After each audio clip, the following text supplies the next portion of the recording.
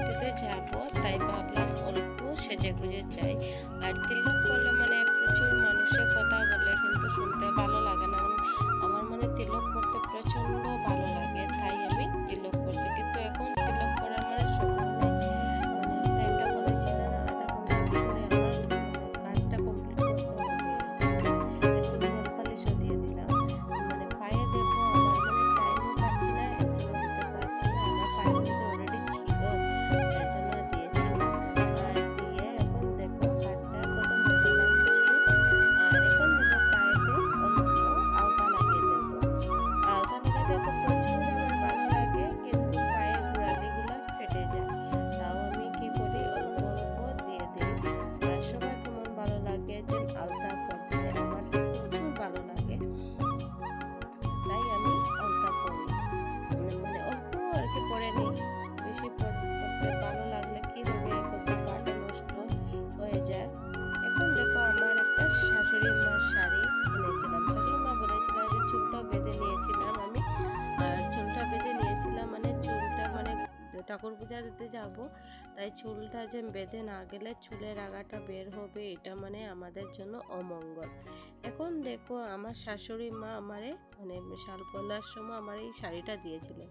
আর দিয়ে বললেন তুমি এটা শাড়িটা পরে নেবে। তা আমি ভাবলাম যে আমি তো শাড়ি পরি না, আর অতটা শাড়ি হয়ে যাব, আপনি রেখে দেন, আর পরের দিকে আমি এটা যেতে লাগাবো। তাই আজকে আমি শাড়িটা পরে নিলাম, আর ব্লাউজটা আমার বোনের ছিল, সেটাও আমি পরে নিলাম। আর এখন আমি ঘরের থেকে বের হয়ে যাচ্ছি, মন্দিরে যাওয়ার জন্য রওনা হয়েছি। আর এখানে গিয়ে কালিমাকে দর্শন করে একটা প্রণাম করে নিলাম। এরপর দেখি এটা এখানে আর কি সবে মিলে ফল কেটেছিলেন, আর আমিও অল্প সাহায্য করব। তাও আমি ঠাকুর পূজা মানে কমপ্লিট করতে করতে ওরা মানে হুম, ফলটা কেটে দিয়েছিলেন। এখন আমি সব ঠাকুরকে দিলাম। এখানে শিব আছে, শিব মন্দির আছে, কালী মন্দির আছে, আর আমি পূজা দিয়েছিলাম। দিয়ে এখন আমি সবাইকে সিঁদুর দিয়ে দিলাম। মানে দেখো, আর হঠাৎ করে এমন ঝড় বৃষ্টি আসছে, মানে দেখে মানে প্রচুর ভয় লাগছে আমার। আর ভাবলাম যে যদি করে যেতে হয়, তাও এর জন্য মানে সবার আগে তেল সিঁদুর সবাইকে দিয়ে দিলাম। আর এখানে দেখো আমি এখন সিঁদুর বানাইতেছি। সিঁদুর বানাই এসে আমি সিঁদুর বানাইতে পূজা দিয়েছিলাম।